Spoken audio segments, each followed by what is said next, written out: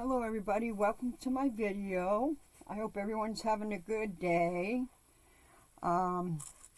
We are going to do chapter 33, The Game Made, A Tale of Two Cities. So we will begin.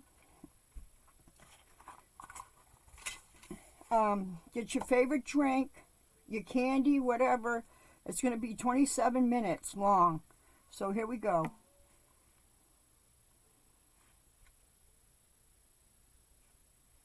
Joining dark room, speaking so low that not a sound was heard, Mr. Lorry looked at Jerry in considerable doubt and mistrust. That honest tradesman's manner of receiving the look did not inspire confidence. He changed the leg on which he rested as often as if he had 50 of those limbs and were trying them all. He examined his fingernails with a very questionable closeness of attention, and whenever Mr. Lorry's eyes caught his, he was taken with that peculiar kind of short cough requiring the hollow of a hand before it, which is seldom, if ever, known to be an infirmity attendant on perfect openness of character. "Jerry," said Mr. Lorry, "come here." Mr. Cruncher came forward sideways, with one of his shoulders in advance of him. "What have you been besides a messenger?"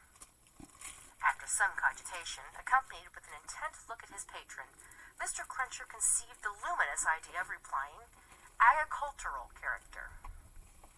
"My mind misgives me much," said Mr. Lorry, angrily shaking a forefinger at him, "that you have used the respectable and great house of Tellson's as a blind, and that you have had an unlawful occupation of an infamous description. If you have, don't expect me to befriend you when you get back to England. If you have, don't expect me to keep your secret. Tellson shall not be imposed upon." "I hope, sir," pleaded the abashed Mr. Cruncher, "that a gentleman like yourself, when I had the honor of odd jobbing till I'm grey at it, would think twice about harming of me, even if it was so. I don't say it is, but even if it was. And which it is to be took into account that, if it was, it wouldn't, even then, be all of one side. There'd be two sides to it. There might be medical doctors at the present hour a-picking up their guineas where an honest tradesman don't pick up his fardens. Fardens, no, nor yet his half-fardens. Half-fardens, no, nor yet his quarter.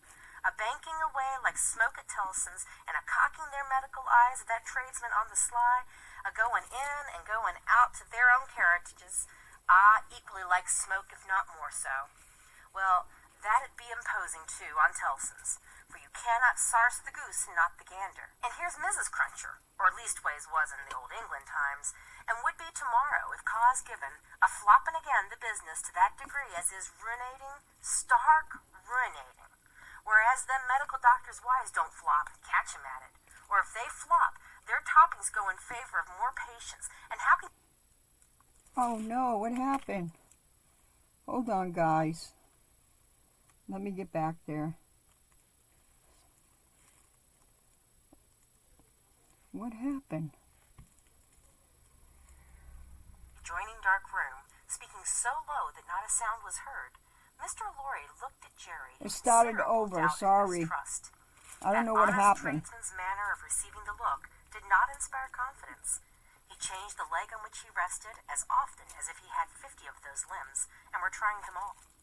He examined his fingernails with a very questionable closeness of attention, and whenever Mr. Lorry's eyes caught his, he was taken with that peculiar kind of short cough requiring the hollow of a hand before it, which is seldom, if ever, known to be an infirmity attendant on perfect openness of character. "Jerry," said Mr. Lorry, "come here." Mr. Cruncher came forward sideways, with one of his shoulders in advance of him. "What have you been besides a messenger?" After some cogitation, accompanied with an intent look at his patron, Mr. Cruncher conceived the luminous idea of replying, "Agricultural character." "My mind misgives me much," said Mr. Lorry, angrily shaking a forefinger at him, "that you have used the respectable and great house of Tellson's as a blind, and that you have had an unlawful occupation of an infamous description. If you have, don't expect me to befriend you when you get back to England. If you have, don't expect me to keep your secret. Tellson shall not be imposed upon." "I hope, sir," pleaded the abashed Mr. Cruncher, "that a gentleman like yourself, when I had the honor of odd jobbing till I'm grey at it, would think twice about harming of me, even if it was so. I don't say it is, but even if it was. And which it is to be took into account that, if it was, it wouldn't, even then, be all of one side. There'd be two sides to it. There might be medical doctors at the present hour a-picking up their guineas, where an honest tradesman don't pick up his fardens. Fardens, no, nor yet his half-fardens. Half-fardens, no, nor yet his quarter.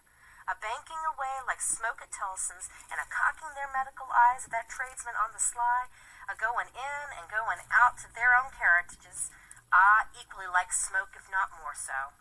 Well, that'd be imposing, too, on Tellson's. For you cannot sarse the goose and not the gander. And here's Mrs. Cruncher, or leastways was in the old England times, and would be tomorrow, if cause given, a-flopping again the business to that degree as is ruinating, stark ruinating. Whereas them medical doctors' wives don't flop, catch 'em at it.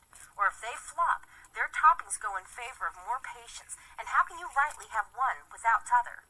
Well, what with undertakers, and what with parish clerks, and what with sextons, and what with private watchmen, all the warishness and all in it, a man wouldn't get much by it, even if it was so. And what little a man did get would never prosper with him, Mr. Lorry. He'd never have no good of it. He'd want all along to be out of the line if he could see his way out, being once in, even if it was so. Ugh, cried Mr. Lorry, rather relenting nevertheless. I am shocked at the sight of you. Now, what I would humbly offer to you, sir, pursued Mr. Cruncher, even if it was so, which I don't say it is. Don't prevaricate, said Mr. Lorry. No, I will not, sir, returned Mr. Cruncher, as if nothing were further from his thoughts or practice. Which I don't say it is. What I would humbly offer to you, sir, would be this. Upon that there stool, at that there bar, sits that there boy of mine, brought up and growed up to be a man, what will errand you, message you, general light job you, till your heels is where your head is, if such be your wishes. If it was so, which I don't say it is, for I will not prevaricate to you, sir, let that there boy keep his father's place, and take care of his mother. Don't blow upon that boy's father. Do not do it, sir, and let that father go into the line of the regular diggin', and make amends for what he would have undug, if it was so, by digging of them in with a will, and with conwictions respecting the future keeping of them safe. That, Mr. Lorry, said Mr. Cruncher, wiping his forehead with his arm, as an announcement that he had arrived at the peroration of his discourse, is what I would respectfully offer to you, sir. A man don't see all this here a-going on dreadful round him, in the way of subjects without heads, dear me. Plentiful enough for him to bring the price down to porterage, and hardly that, without having his serious thoughts of things. And these here would be mine, if it was so, entreating of you for to bear in mind that what I just said now, up and I said in the good cause where I might have kept it back. That at least is true, said Mr. Lorry. Say no more now. It may be that I shall yet stand your friend, if you deserve it, and repent in action, not words. I want no more words. Mr. Cruncher knuckled his forehead as Sidney Carton and the spy returned from the dark room. Adieu, Mr. Barsad, said the former. Our arrangement thus made, you have nothing to fear from me. He sat down in a chair on the hearth, over against Mr. Lorry. When they were alone, Mr. Lorry asked him what he had done. Not much. If it should go ill with the prisoner, I have ensured access to him once. Mr. Lorry's countenance fell. It is all I could do, said Carton. To propose too much would be to hit this man's head under the axe, and, as he himself said, nothing worse could happen to him if he were denounced. It was obviously the weakness of the position. There is no help for it. But access to him, said Mr. Lorry, if it should go ill before the tribunal, will not save him. I never said it would. Mr. Lorry's eyes gradually sought the fire. His sympathy with his darling and the heavy disappointment of his second arrest gradually weakened them. He was an old man now, overborne with anxiety of late, and his tears fell. You are a good man and a true friend, said Carton, in an altered voice. Forgive me if I notice that you are affected. I could not see my father weep and sit by careless, and I could not respect your sorrow more if you were my father. You are free from that misfortune, however. Though he said the last words with a slip into his usual manner, there was a true feeling and respect, both in his tone and in his touch, that Mr. Lorry, who had never seen the better side of him, was wholly unprepared for. He gave him his hand, and Carton gently pressed it. To return to poor Darnay, said Carton, Don't tell her of this interview or this arrangement. It would not enable her to go to see him. She might think it was contrived, in case of the worst, to convey him the means of anticipating the sentence. Mr. Lorry had not thought of that, and he looked quickly at Carton to see if it were in his mind. It seemed to be, for he returned the look and evidently understood it. She might think 1,000 things, said Carton, and any of them would only add to her trouble. Don't speak to me of her. As I said to you when I first came, I had better not see her. I can put my hand out to do any little helpful work for her that my hand can find to do without that. You are going to her, I hope? She must be very desolate tonight. I am going now directly. I'm glad of that. She has such a strong attachment to you and reliance on you. How does she look?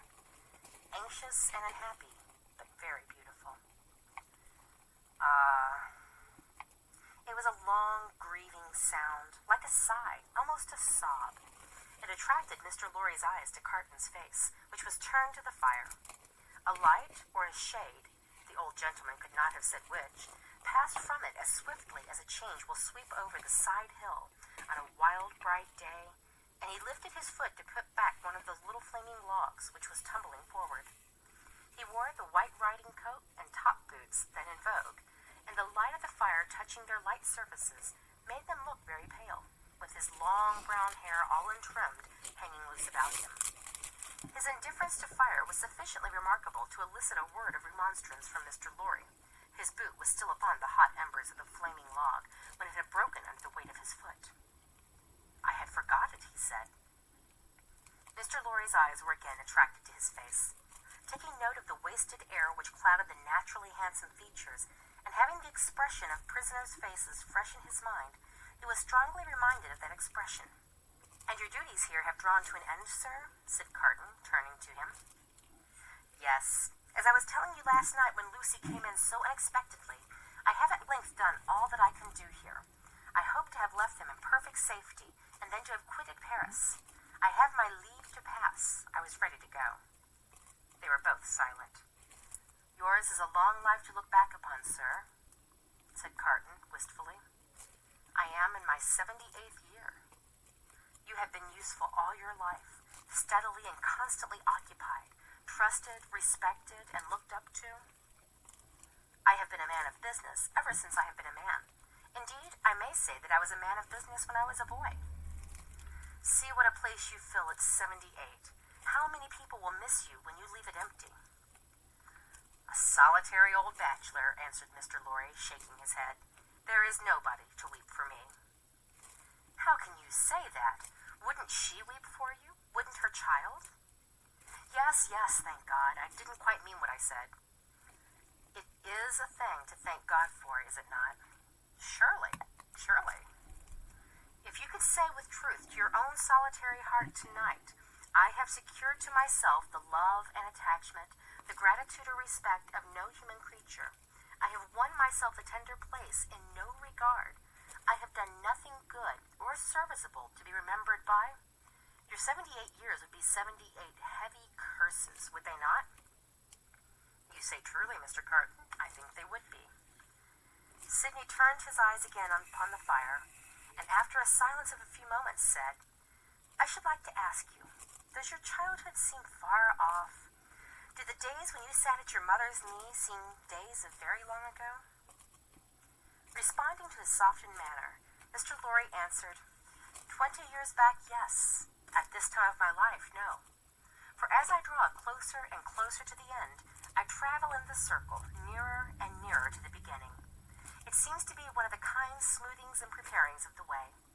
My heart is touched now by many remembrances that had long fallen asleep, of my pretty young mother, and I so old, and by many associations of the days when what we called the world was not so real with me, and my faults were not confronted me. "I understand the feeling," exclaimed Carton, with a bright flush. "And are you the better for it?" "I hope so." Carton terminated the conversation here by rising to help him on with his outer coat. "But you," said Mr. Lorry, reverting to the theme, "you are young." "Yes," said Carton, "I am not old, but my young way was never the way to age. Enough of me." And of me, I am sure, said Mr. Lorry. Are you going out? I'll walk with you to her gate. You know my vagabond and restless habits. If I should prowl about the streets a long time, don't be uneasy. I shall reappear in the morning. You go to the court tomorrow? Yes, unhappily. I shall be there, but only as one of the crowd. My spy will find a place for me. Take my arm, sir. Mr. Lorry did so, and they went downstairs and out into the streets. A few minutes brought them to Mr. Lorry's destination. Carton left him there, but lingered at a little distance, and turned back to the gate again when it was shut, and touched it. He had heard of her going to the prison every day. She came out here, he said, looking about him. Turned this way. Must have trod on these stones often. Let me follow in her steps. It was 10 o'clock at night when he stood before the prison of La Force, where she had stood hundreds of times. A little wood sawyer, having closed his shop, was smoking his pipe at the shop door. Good night, citizen, said Sidney Carton, pausing and going by, for the man eyed him inquisitively. Good night, citizen. How goes the Republic? You mean the guillotine. Not ill. 63 today. We shall mount to 100 soon. Samson and his men complain sometimes of being exhausted. Ha ha ha. He is so droll, that Samson, such a barber. Do you often go to see him? Shave? Always, every day. What a barber. You have seen him at work? Never. Go and see him when he has a good batch. Figure this to yourself, citizen. He shaved the 63 today in less than 2 pipes. Less than 2 pipes, word of honor. As the grinning little man held out the pipe he was smoking to explain how he timed the executioner, Carton was so sensible of a rising desire to strike the life out of him that he turned away. But you are not English, said the wood sawyer, though you wear English dress. Yes, said Carton, pausing again and answering over his shoulder. You speak like an old Frenchman. I am an old student here.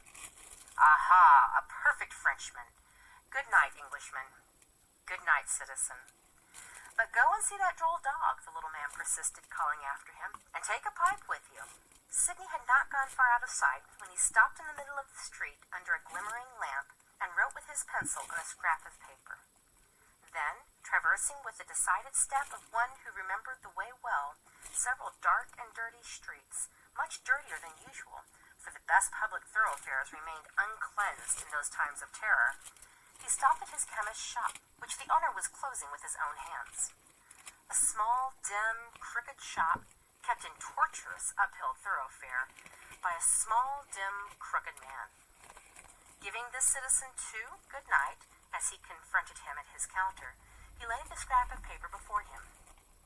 Whew, the chemist whistled softly as he read it. Hi, hi, hi.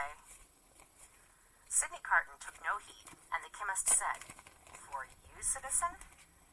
For me. You will be careful to keep them separate, citizen. You know the consequences of mixing them? Perfectly. Certain small packets were made and given to him. He put them one by one in the breast of his inner coat, counted out the money for them, and deliberately left the shop. There is nothing more to do, said he, glancing upwards at the moon, until tomorrow. I can't sleep. It was not a reckless manner in which he said these words aloud under the fast-sailing clouds, nor was it more expressive of negligence than defiance. It was the settled manner of a tired man who had wandered and struggled and got lost, but who at length struck into his road and saw its end. Long ago, when he had been famous among his early editors as a youth of great promise, he had followed his father to the grave. His mother had died years before. These solemn words, which had been read at his father's grave, arose in his mind as he went down the dark streets, among the heavy shadows, with the moon and the clouds sailing on high above him. I am the resurrection and the life, saith the Lord. He that believeth in me, though he were dead, yet shall he live. And whosoever liveth and believeth in me shall never die. In a city dominated by the axe, alone at night, with natural sorrow rising in him for the 63 who had been that day put to death, and for tomorrow's victims then awaiting their doom in the prisons, and still of tomorrows and tomorrows, the chain of association that brought the words home, like a rusty old ship's anchor from the deep, might have been easily found. He did not seek it, but repeated them and went on. With a solemn interest in the lighted windows where the people were going to rest, forgetful for a few calm hours of the horrors surrounding them, in the towers of the churches where no prayers were said, for the popular revulsion had even traveled that length of self-destruction from years of priestly impostors, plunderers, and profligates. In the distant burial places reserved, as they rode upon the gates, for eternal sleep, in the abounding gales, and in the streets along which the 60s rolled to a death which had become so common and material, that no sorrowful story of a haunting spirit ever arose among the people out of all the working of the guillotine. With a solemn interest in the whole life and death of the city settling down to its short nightly pause in fury, Sidney Carton crossed the Seine again for the lighter streets. Few coaches were abroad, for riders and coaches were liable to be suspected, and gentility hid its head in red nightcaps, and put on heavy shoes and trudged. But the theaters were all well filled, and the people poured cheerfully out as he passed, and went chatting home. At one of the theater doors there was a little girl with a mother, looking for a way across the street through the mud.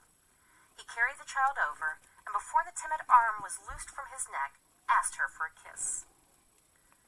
I am the resurrection and the life, saith the Lord. He that believeth in me, though he were dead, yet shall he live. And whosoever liveth and believeth in me shall never die. Now that the streets were quiet and the night wore on, the words were in the echoes of his feet and were in the night air. Perfectly calm and steady, he sometimes repeated them to himself as he walked, but he always heard them. The night wore out, and, as he stood upon the bridge listening to the water as it splashed the river walls of the island of Paris, where the picturesque confusion of houses and cathedrals shone bright in the light of the moon, the day came coldly, looking like a dead face out of the sky. Then the night, with the moon and the stars, turned pale and died, and for a little while it seemed as if creation were delivered over to death's dominion. But the glorious sun rising seemed to strike those words, that burden of the night, straight and warm to his heart in its long bright rays, and looking along them with reverently shaded eyes, a bridge of light appeared to span the air between him and the sun, while the river sparkled under it. The strong tide, so swift, so deep and certain, was like a congenial friend in the morning stillness. He walked by the stream, far from the houses, and in the light and warmth of the sun fell asleep on the bank.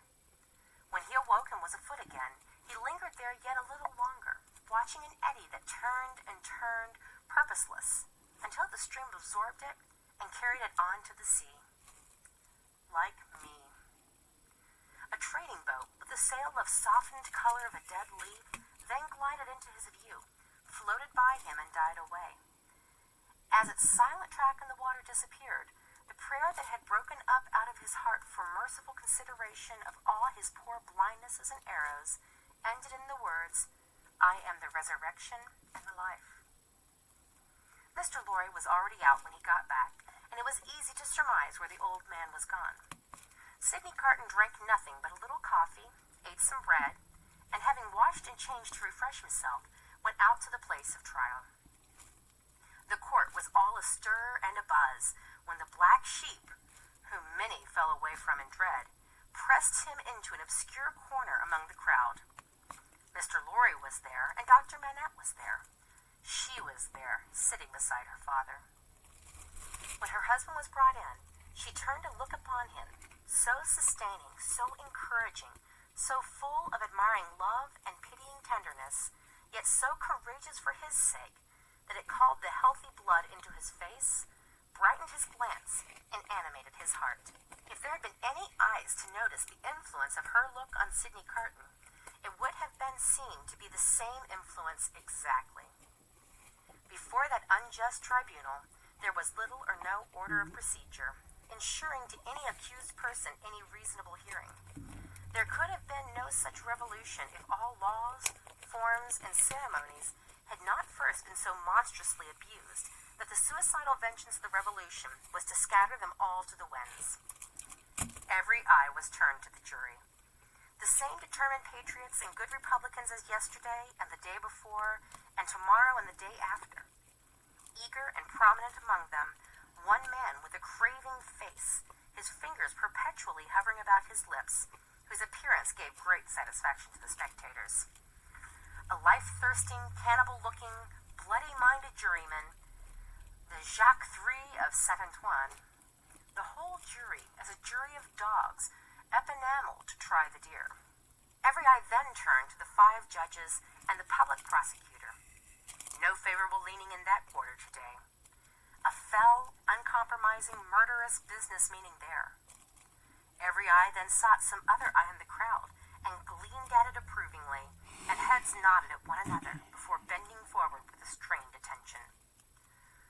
Charles Evrémonde called Darnay, released yesterday, reaccused and retaken yesterday. Indictment delivered to him last night. Suspected and denounced enemy of the Republic. Aristocrat, one of a family of tyrants, one of a race proscribed, for that they had used their abolished privileges to the infamous oppression of the people. Charles Evrémonde called Darnay, in right of such proscription, absolutely dead in law. To this effect, in as fewer words, the public prosecutor. The president asked, was the accused openly denounced or secretly? Openly, President. By whom? 3 voices. Ernest Defarge, wine vendor of Saint-Antoine. Good. Thérèse Defarge, his wife. Good. Alexandre Manette, physician. An uproar took place in the court, and in the midst of it, Dr. Manette was seen, pale and trembling, standing where he had been seated. President, I indignantly protest to you that this is a forgery and a fraud. You know the accused to be the husband of my daughter. My daughter, and those dear to her, are far dearer to me than my life. Who and where is the false conspirator who says that I denounce the husband of my child? Citizen Manette, be tranquil. To fail in submission to the authority of the tribunal would be to put yourself out of law. As to what is dearer to you than life, nothing can be so dear to a good citizen as the Republic. Loud acclamations hailed this rebuke. The president rang his bell and with warmth resumed. If the Republic should demand of you the sacrifice of your child herself, you would have no duty but to sacrifice her. Listen to what is to follow. In the meantime, be silent. Frantic acclamations were again raised. Dr. Manette sat down, with his eyes looking around and his lips trembling. His daughter drew closer to him. The craving man on the jury rubbed his hands together and restored the usual hand to his mouth. Defarge was produced, when the court was quiet enough to admit of his being heard, and rapidly expounded the story of the imprisonment, and of his having been a mere boy in the doctor's service, and of the release, and of the state of the prisoner when released and delivered to him. This short examination followed, for the court was quick with its work. You did good service at the taking of the Bastille, citizen? I believe so. Here, an excited woman screeched from the crowd. You were one of the best patriots there. Why not say so? You were a cannoneer that day there, and you were among the first to enter the accursed fortress when it fell. Patriots, I speak the truth. It was the Vengeance who, amidst the warm commendations of the audience, thus assisted the proceedings. The president rang his bell, but the Vengeance, warming with encouragement, shrieked, I defy that bell, wherein she was likewise much commended. Inform the tribunal of what you did that day within the Bastille, citizen. I knew, said Defarge, looking down at his wife, who stood at the bottom of the steps on which he was raised, looking steadily up at him. I knew that this prisoner of whom I speak had been confined in a cell known as 105 North Tower. I knew it from himself. He knew himself by no other name than 105 North Tower when he made shoes under my care. And I served my gun that day, I resolve, when the place shall fall, to examine that cell. It falls. I mount to the cell with a fellow citizen who is one of the jury directed by a gaoler. I examined it very closely. In a hole in the chimney, where a stone had been worked out and replaced, I find a written paper. This is that written paper. I have made it my business to examine some specimens of the writing of Dr. Manette. This is the writing of Dr. Manette. I confide this paper in the writing of Dr. Manette to the hands of the President. Let it be read. In a dead silence and stillness, the prisoner under trial looking lovingly at his wife only looking from him to look with solicitude at her father, Dr. Manette keeping his eyes fixed on the reader, Madame Defarge never taking hers from the prisoner, Defarge never taking his from his feasting wife, and all the other eyes were intent upon the doctor, who saw none of them. The paper was read as follows. End of chapter 9. So that was the end of the chapter. We're getting close to the end. It's getting really good now, huh? So thank you guys for watching. I've been so busy Christmas shopping. That's what I went out today this morning, and we just got back at 1:30. It's now 3:30. I said, it's Thursday. I usually tape on Thursdays, so. And I had to make time to diamond paint a little bit. Now after this, I'm going to wrap a few presents, then get supper. I wrap a few presents each day so I don't get overwhelmed. So, okay, thank you guys for watching. If you like my content, please subscribe and hit the like button. Thank you guys. I'll see you in the next video.